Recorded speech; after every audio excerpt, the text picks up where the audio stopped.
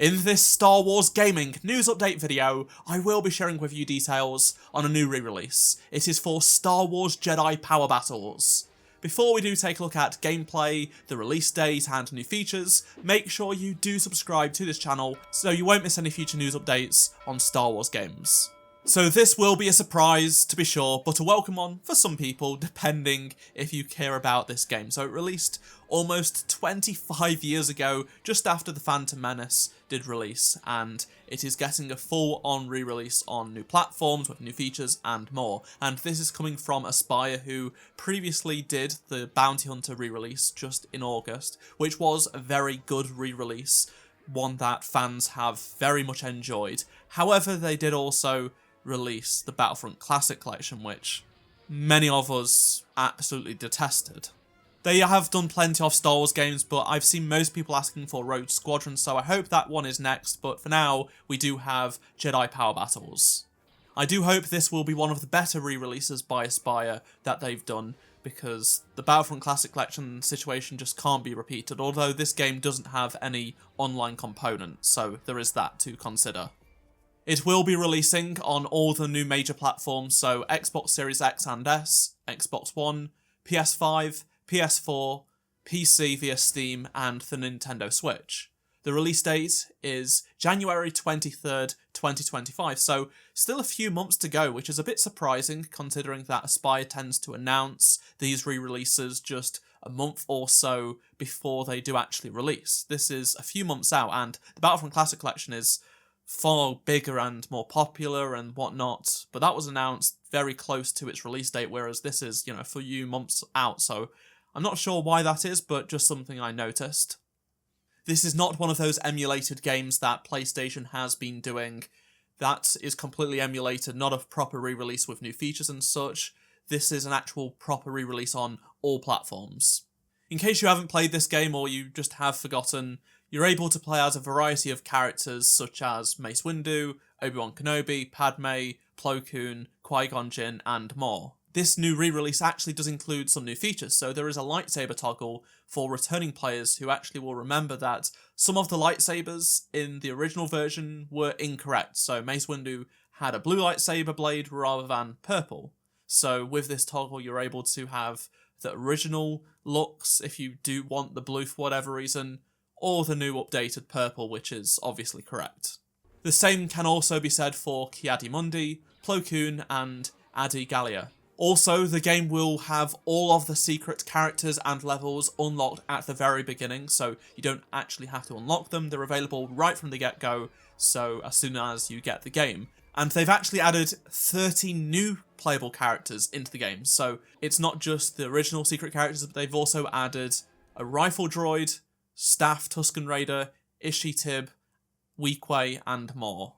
Future character announcements will be coming before launch day, so stay tuned for more details on that. We actually can see some of these unlockable characters in this trailer, so they have sort of revealed some of them. For example, there is a droideka that you're going to be able to play as well, and there is also a little bit of gameplay included in this trailer.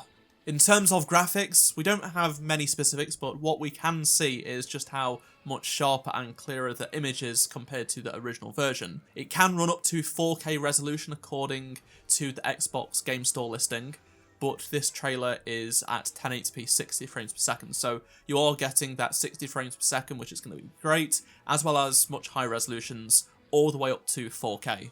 In terms of the price, it will cost $20, €20, or £17. If you do have an active PlayStation Plus subscription, you will be able to save 10%, so $2, bringing it down to $18 if you pre-order the game. The minimum and recommended system requirements for the PC version have also been revealed via the Steam Store page, and, well, as you can see, they are extremely old pieces of hardware that's required to run this game, so not much is needed at all. The game also does have that classic couch co-op, so the entire 10-level campaign and the mini-games and such can be played in split screen with a friend locally. There is no online component though. The cheat codes and unlockables are of course in the game as well, so if you want to play Big Head mode, Big Foot mode, and the lightsaber cheats, they're all available in the game, just like you'd expect.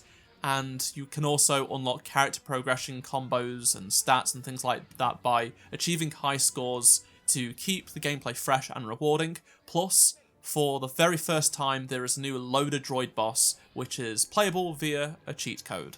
The game will also have achievements and trophies depending what system you're on, so Xbox, PC, or PlayStation will all get the achievements, and we have the full list, which I will be showing you on screen right now. So it shows pretty basic achievements. It's just progression based for the most part, just completing levels, getting a certain amount of score on levels, and then a few additional things like completing a level as Darth Maul, for example. I am glad that this game, along with other classic Star Wars games, are getting a new lease of life and going to be available on more platforms, so they're just way more available to play and have a new audience that can potentially go and check them out.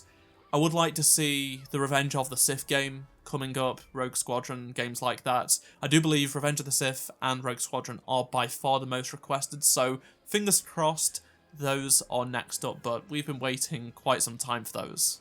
Will you be getting this re-release of a classic Star Wars game? Let me know down in the comment section below, and which Star Wars game would you like to see Aspyr re-release next? Of course, they've got a bit of a bumpy record with this stuff they've been going on. I mean, the Classic Collection is still a stain on the community, and it hurt, I think, the sales of Bounty Hunter, but Bounty Hunter was a very good re-release, so I guess it's a bit of a toss-up, although this game is probably a lot less likely to be screwed up, with Classic Collection having so many issues that were prevalent online. If you enjoyed this video, please do drop a like to help support the channel, subscribe so you don't miss any future news updates on Star Wars games, and if you did miss any of my previous videos, click on the playlist on the screen right now, and I shall see you in my next video. Goodbye.